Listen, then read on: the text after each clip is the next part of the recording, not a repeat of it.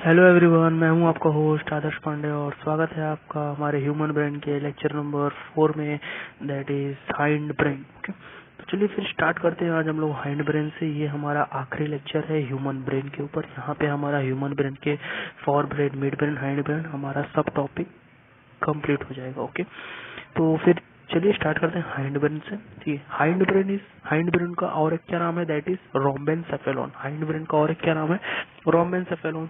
ठीक है, अब हाइंड ब्रेन के 3 सब टाइप होते हैं, मतलब हाइंड ब्रेन के अंदर भी 3 पार्ट है, that is cerebellum, pons varolii and medulla oblongata. ठीक है, तो देखिए हम लोग सबसे पहले बात करते हैं सेरेबेलम के बारे में। Cerebellum is the largest region of brain and well developed in man. देखिए, ये जो सेरेबेलम होता है ये बहुत लार्जेस्ट रीजन होता है हमारे ब्रेन का।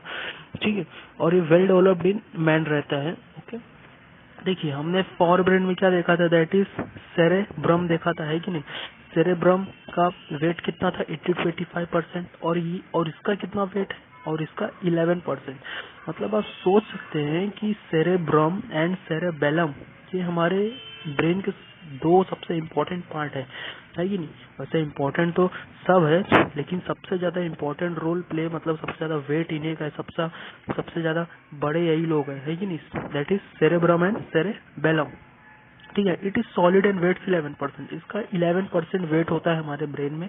80 to 85% होता है सेरेब्रम का, और इसका होता है 11%, दैट इज सेरेबेलम। ठीक है, दोनों में डिफरेंस है, सेरेब्रम और सेरेबेलम में। ठीक है, सेरेब्रम किस में था, फॉर ब्रेन में था, और ये किस में, हाइंड ब्रेन में। ठीक है, cerebellum cerebellum has outer grey matter and inner white matter. देखिए, जैसे उसका हेमिस्फीयर था, है कि नहीं। सेरेब्रम का जैसे 2 हेमिस्फीयर था, वैसे इसका भी 2 हेमिस्फीयर है कि नहीं। वैसे इसका भी 2 हेमिस्फीयर है, इसको हम लोग बोलेंगे सेरेबेलम हेमिस्फीयर, है कि नहीं। उसको हम लोग क्या बोलेंगे, सेरेब्रम हेमिस्फीयर। सेरेब्रम हेमिस्फीयर, इसको हम लोग क्या बोलेंगे, सेरेबेलम हेमिस्फीयर। ठीक है, तो इसका भी जो, तो इसके भी हेमिस्फीयर का जो बाहर वाला हिस्सा होता है वो किससे रहता है, आउटर ग्रे मैटर से बना हुआ रहता है। ठीक है, और सेरेब्रम का भी जो आउटर वाला हिस्सा रहता है वो किससे बना रहता है, ग्रे से बना रहता है। और ये जो सेरेबेलम का होता है ये भी किससे बना रहता है, ग्रे मैटर से। ठीक है, और इसका जो इनर वाला मैटर रहता है वो किससे बना है, व्हाइट मैटर से। ठीक, और जो सेरेब्रम का जो इनर वाला है वो भी किससे बना रहता है, व्हाइट मैटर से। ठीक है, तो देखिए दोनों में ना ज्यादा डिफरेंस नहीं है। उसका भी आउटर क्या था, ग्रे, इसका भी आउटर ग्रे, और उसका भी इनर क्या था, व्हाइट, और इसका भी इनर क्या है, व्हाइट। ठीक है, चलिए फिर आगे बढ़ते हैं। Outer grey region is called cerebellar cortex which also shows folds as gyri and sulci like cerebrum. देखिए, गायरी और सल्की उसमें भी था, उसके भी जो बाहर वाला जो ग्रे मैटर था उसको क्या बोलते थे, सेरेब्रम कॉर्टेक्स, और इसको क्या बोलेंगे, cerebellar cortex which also shows folds as gyri and sulci. उसमें भी थे गायरी एंड सल्की, है कि नहीं। एलिवेशन एंड डिप्रेशन इसमें भी है gyri and sulci like cerebrum.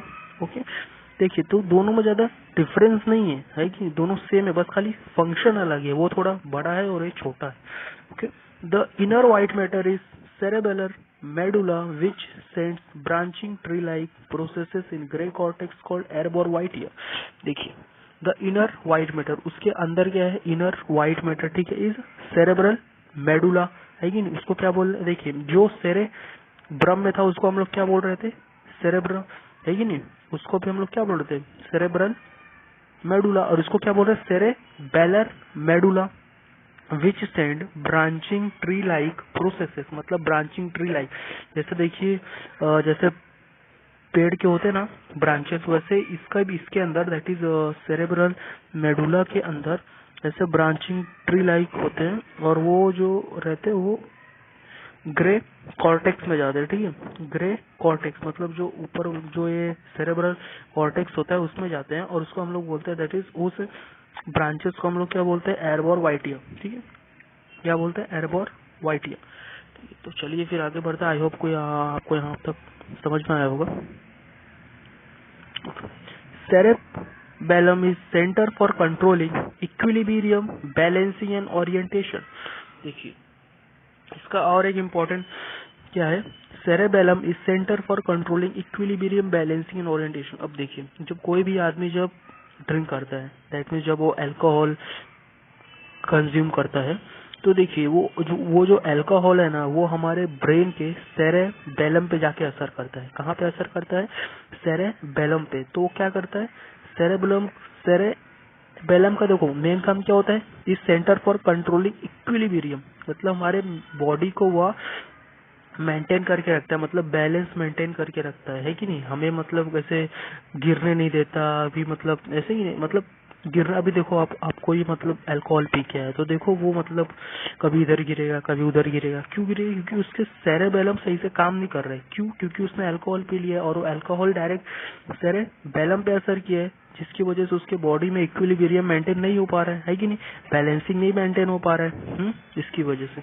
तो ये भी एक बहुत इंपॉर्टेंट रोल है इसका, सेरेबेलम का। ठीक है, तो चलिए, it also regulatory centre for neuromuscular activities and controls the activities like walking, running, working, speaking etcetera. ठीक है, हमारा जो ब्रेन है ये सब साथ में मिलकर काम करते हैं। अब ये देखो हमने स्टार्टिंग में जब देखा था फॉर ब्रेन में, तो उसमें भी मतलब motor area, sensory area, Wernicke's area, Broca's area, ये सब भी मतलब ये सब एरिया भी जो है वॉकिंग, रनिंग, वर्किंग, स्पीकिंग, ये सब में भी मतलब हेल्प कर रहे थे। तो इसमें ये भी हेल्प करता है, सेरेबेलम भी हेल्प करता है। मतलब देख रहे हैं कि मतलब कैसे एक साथ सब मिल के काम करते हैं हमारे पूरे बॉडी के लिए। ठीक है, तो it is also regulatory centre for neuromuscular activities. हमारा जो न्यूरोमस्कुलर एक्टिविटीज होते हैं, मसल्स के जो एक्टिविटीज होते हैं, ये उसको भी कंट्रोल करता है। And control the activities like walking, running, working, speaking etcetera. ठीक है, it coordinates voluntary muscle movements. ठीक है, हमारे जो मस्कल मतलब मसल्स के जो वॉलेंटरी मूवमेंट्स होते हैं, जो हमारे कंट्रोल में होते हैं, वे उसको भी वो मतलब इससे भी कोऑर्डिनेट करता है। Brain stem is made up of mid brain, pons and medulla. अब देखिए ब्रेन स्टेम क्या होता है। ठीक है, आप लोगों ने स्टेम के बारे में सुना होगा, प्लांट में जो स्टेम होता है कि नहीं? तो हमारा एक तरफ से जैसे ब्रेन स्टेम होता है, और ये किससे बना रहता है? Mid brain. ठीक है, मिड ब्रेन मतलब बीच वाला ब्रेन। उसके बाद फिर पॉन्स से बना रहता है, pons, varolii, and the last one is medulla oblongata. वो आगे है, मैं आपको जब डायग्राम शो करूँ तो आपको अच्छे से समझ में आएगा। ठीक, चलिए फिर आगे बढ़ते हैं। आई होप कि यहाँ तक आपको समझ में आया होगा। सेरेबेलम के बारे में आपको अच्छे समझ में आ गया होगा, इसका क्या फंक्शन होता है और ये कहाँ प्रेजेंट रहता है। ठीक है, चलिए फिर ये देखिए डायग्राम देख लीजिए, ये है सेरेबेलम। ओके, आई होप आप लोग देख पा रहे होंगे, ये सेरेबेलम है। ठीक है, ये हो गया हमारा सेरेबेलम। ओके, देखिए उसके बाद आते हैं फिर पॉन्स वरोली पे।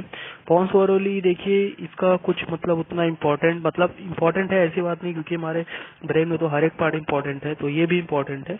चलिए, पर थोड़ा छोटा रहता है हमारे ब्रेन में, मतलब स्मॉल इन साइज रहता है। तो देखिए pons orally is present below cerebrum and in front of cerebellum above the medulla oblongata। देखिए इसका पोजीशन कहाँ रहता है, मतलब ये कहाँ पे प्रेजेंट रहता है? pons orally is present below the cerebrum, cerebrum के नीचे। cerebrum मतलब ये cerebrum है, मतलब फोरब्रेन वाला पार्ट, cerebrum के नीचे, and in front of cerebellum, cerebellum के सामने, एबो द मेडुला ऑब्लिंगेटा, मतलब मेडुला ऑब्लिंगेटा के ऊपर। अभी मैं आपको डायग्राम शो करूंगा तो उसमें आपको अच्छे समझ में आएगा। ठीक, it has outer white matter and inner grey matter. अब देखिए पॉन्स वरोली की थोड़ा उल्टा है कि नहीं? इसका बाहर वाला कौन सा मैटर है? व्हाइट है, और अंदर वाला कौन सा है? ग्रे है। बाकी सबका कैसा था? सेरेब्रम और सेरेबेलम का कैसा था? बाहर क्या था? ग्रे, और अंदर क्या था? व्हाइट। इसका थोड़ा उल्टा है, बाहर कैसा है? व्हाइट है, और इनर कैसा है? ग्रे मैटर है। ठीक है, pons coordinate activities of two cerebellar hemisphere. ठीक है, जो पॉन्स है ये कोऑर्डिनेट करता है activities of two cerebral hemispheres, मतलब ना जो टू सेरेब्रल हेमिस्फीयर्स होते हैं ना, उसका cerebellar, not cerebrum, okay, it's cerebellar जो उसके सामने प्रेजेंट है, किसके? पॉन्स वरोली के। ठीक है, तो ये उसके एक्टिविटीज को भी थोड़ा कोऑर्डिनेट करता है, थोड़ा हेल्प करता है। ठीक है, the primary function of pons varolii is to regulate breathing, sleeping etcetera. देखो पॉन्स वरोली का एक और फंक्शन है, ये क्या करता है? हमारे ब्रीथिंग, स्लीपिंग साइकिल, मतलब ये सब में भी हेल्प करता है थोड़ा मेंटेन करने में। ठीक है, तो ये हो गया पॉन्स वरोली।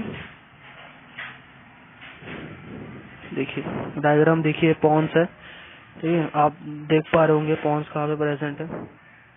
ये है पॉन्स, देखिए ये है, है कि नहीं, सेरेबेलम के सामने, सेरेब्रम के नीचे और मेडुला के ऊपर, है कि नहीं, देख पा रहे कि नहीं। ओके, आई होप कि आपको इसका पोजीशन भी समझ में आ गया होगा कहाँ पे है। और देखिए ये क्या है, स्पाइनल कॉर्ड, इसको ही बोलते हैं हम ब्रेन स्टेम। ये ब्रेन स्टेम है, ये ऐसे स्पाइनल कॉर्ड आगे जाके स्पाइनल कॉर्ड का काम करता है, ब्रेन से ही ओरिजिनेट होता है। ठीक है, तो चलिए फिर आगे चलिए फिर आगे आज हम लोग थर्ड वाले पे, that is medulla oblongata. It's plays very important role in your brain. देखिए बहुत ही इंपॉर्टेंट है और ज्यादातर एग्जाम में चांसेस इसी के रहते हैं, अगर हाइंड ब्रेन में से कुछ पूछता है तो मेडुला ऑब्लिंगेटा के बारे में ही पूछता है। ठीक है, चलिए स्टार्ट करते हैं। It is the most posterior part of the brain which continuous as a spinal cord. ये देखिए, ये जो मेडुला ऑब्लिंगेटा रहता है ना, ये आके जाके स्पाइनल कॉर्ड में मतलब बन जाता है। मतलब अभी जब तक हमारे ब्रेन में है तब तक क्या है, मेडुला ऑब्लिंगेटा, और जैसे ही ब्रेन से बाहर निकला वैसे क्या बन जाएगा, स्पाइनल कॉर्ड। वैसे ही स्पाइनल कॉर्ड के मतलब स्पाइनल कॉर्ड के जरिए उधर वहां पे चला जाएगा, मतलब स्पाइनल कॉर्ड बन जाएगा। ठीक है, medulla has inner grey matter and outer white matter. इसका भी पॉन्स वरोली जैसा ही हाल है, इसका भी बाहर व्हाइट मैटर है और अंदर ग्रे मैटर है। ठीक है, about 8 pairs of cranial nerves arises from medulla. देखिए 8 pair of cranial nerves, cranial nerves मतलब हमारे ब्रेन के नर्व्स, अबाउट 8 पेयर्स मतलब 8 जोड़ीदार, पेयर्स, पेयर्स मतलब जोड़ी में, मतलब 8 pairs of cranial nerves arise from medulla, मतलब हमारे मेडुला ऑब्लिंगेटा से 8 पेयर के क्रेनियल नर्व्स अराइज होते हैं, जो जाके स्पाइनल कॉर्ड में मतलब ऐसे अटैच होते हैं, मतलब स्पाइनल कॉर्ड में जाते हैं, फिर वो स्पाइनल कॉर्ड से फिर पूरे बॉडी में ऐसे स्प्रेड होते हैं, है ही नहीं। इसीलिए हम लोग जो भी एक्टिविटीज करते हैं, जैसे तो हमारे ब्रेन को मतलब कैसे मालूम होता रहता है कि हम ये काम कर रहे हैं, वो कर रहे हैं, तो वहां से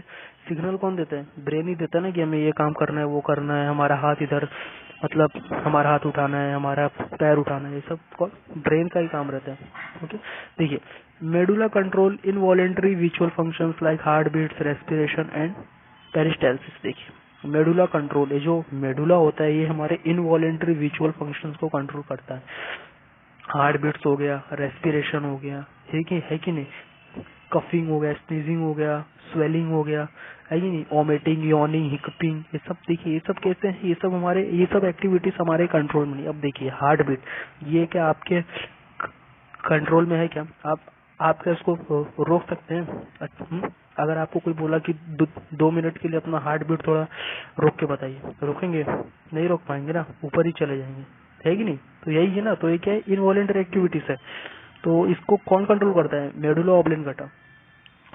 ठीक है, it also controls non visual reflex activities like coughing, sneezing, swelling, vomiting, yawning. ठीक है, स्नीजिंग छींकना, कफिंग मतलब खांसी आता है, स्वेलिंग मतलब कोई चीज अंदर लेना, हम लोग खाते हैं, फिर वॉमिटिंग मतलब किसी को ऐसा उल्टी आता है वैसा, फिर यॉर्निंग मतलब हम लोग सो के उठते तो सही यॉर्निंग करते हैं ना, और जैसे फिर हिकिपिंग, हिचकी जो आता है ना किसी को, वैसे उसको बोलते हैं हिकिपिंग। ठीक है, injury to medulla causes sudden death as visual functions are immediately stop. अब देखिए, अभी इतने सारे involuntary activities plus heart beat, respiration सब कंट्रोल कर रहा है हमारा मेडुला ऑब्लिंगेटा। अब अगर यही इंजर्ड हो गया तो हार्ट बीट बंद, आदमी तुरंत मर जाता है एट पॉइंट। ठीक है, injury to medulla causes sudden death, कोई भी आदमी अगर है, अगर उसका मेडुला ऑब्लिंगेटा पे चोट लगा तो वो तुरंत ही मर जाते हैं। तुरंत इसलिए मर जाते हैं क्योंकि उसके विजुअल फंक्शंस ऑटोमेटिकली स्टॉप हो जाते हैं, वहां पे इमीडिएटली स्टॉप हो जाते हैं, है ही नहीं। देखो, the roof of medulla has posterior choroid plexus it cigarette CS. अब देखिए, जो रूफ होता है मतलब जो ऊपर जो छत होता है, मतलब ऊपरी पार्ट मेडुला होता है, उससे क्या होता है, कोरॉइड प्लेक्सस होता है। हम देखो, हमने स्टार्टिंग में पढ़ा था introduction of human brain, that is choroid plexus and ependymal sales, है कि नहीं। तो ये जो कोरॉइड प्लेक्सस होता है, ये सीएसएफ सिगरेट करता है हमारे ब्रेन के लिए। ठीक है, ओके, तो ये था हमारे मेडुला ऑब्लिंगेटा के बारे में। सो आप लोग को समझ गया होगा कि मेडुला ऑब्लिंगेटा कितना इंपॉर्टेंट है हमारे ब्रेन के लिए। एक्चुअली मेडुला ऑब्लिंगेटा नहीं, पूरा ब्रेन हमारे लिए इंपॉर्टेंट है, हमारे सब एक्टिविटीज के लिए, हमारे हम जो भी एक्टिविटीज करते हैं उसके लिए ब्रेन रिस्पॉन्सिबल रहता है। ओके, ब्रेन सिग्नल देता है तो हम जाके एक्टिविटीज कर पाते हैं। ओके, आई होप आपको सब समझ में आया होगा ब्रेन के बारे में, हमारे ब्रेन के पार्ट्स, उसके सब पार्ट्स थोड़े बहुत। ओके, तो देखिए अगर एग्जाम में क्वेश्चन आता है हाइंड ब्रेन के ऊपर तो ज्यादातर चांसेस रहते हैं कि ये मेडुला ऑब्लांगेटा से ही मतलब क्वेश्चन उठाते हैं, और अगर एमसीक्यूज टाइप क्वेश्चन आते हैं तो ये ज्यादातर सीएसएट के बारे में पूछता है। ओके, सेरेब्रोस्पाइनल फ्लूइड मतलब कौन करता है secret choroid plexus and ependymal sales. ठीक है, तो फिर ऐसे ही क्वेश्चंस बनते हैं। ओके, मैं आपको उसका पोजीशन दिखा देता हूँ मेडुला ऑब्लांगेटा का। ये देखिए मेडुला ऑब्लांगेटा देख सकते हैं।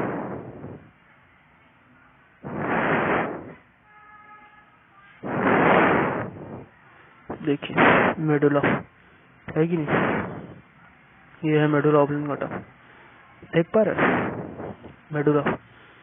तो ये था हमारा पूरा लेक्चर अबाउट ब्रेन के ऊपर। अगर आपको कुछ भी डाउट रहेगा तो आप मुझे मेरे इंस्टाग्राम आईडी पे मैसेज करिए, मैंने लिंक दे दिया है। ओके, और अगर आपको इस लेक्चर का पीडीएफ चाहिए तो आप मेरा टेलीग्राम चैनल ज्वाइन कर लीजिए, मैंने लिंक दे दिया है। ओके, तो प्लीज अच्छे से पढ़िए। ओके, अच्छे से पढ़िए और दोस्तों के साथ ये थोड़ा वीडियो शेयर कीजिए। मैं तो ये बोलूंगा कि अपने पेरेंट्स के साथ भी वीडियो शेयर कीजिए, उनको भी ये दिखाइए ताकि उनको भी मतलब मालूम पड़े कि एक्चुअली हमारा ब्रेन होता कैसा है, उसमें काम कैसा करता है। ओके, तो ये आपको बहुत ही मतलब देखिए अगर आपको ये सब मालूम रहेगा तो आप मतलब कभी मान लीजिए बाई चांस कुछ एक्सीडेंट हो गया तो आप कैसे, आपको एक आइडिया रहेगा कि हमारे ब्रेन में ये पार्ट इंजर्ड हुआ है, वो पार्ट इंजर्ड हुआ है, तो आपको थोड़ा बहुत बेसिक आइडिया हो सकता है और उसको कैसे क्योर करना है उसके बारे में भी आपको थोड़ा बहुत आइडिया हो जाएगा। ओके, सो प्लीज अपने पेरेंट्स को वीडियो एक बार दिखाइए जरूर ताकि उनको भी मालूम पड़े कि उनके ब्रेन में क्या होता है, कैसे होता है, और अपने दोस्तों के साथ भी शेयर कीजिए। ओके, आप भले साइंस वाले हो, कॉमर्स वाले हो, और अगर या फिर आर्ट्स वाले भी हो तो क्या फर्क पड़ता है, आप भले ही कॉमर्स या फिर आर्ट्स लियो, लेकिन आपको मालूम होना चाहिए कि आपके बॉडी में वो पार्ट है तो उसका क्या फंक्शन है, लेकिन उसका क्या इम्पोर्टेंट रोल है। तो प्लीज एक बार जरूर देखिए वीडियो।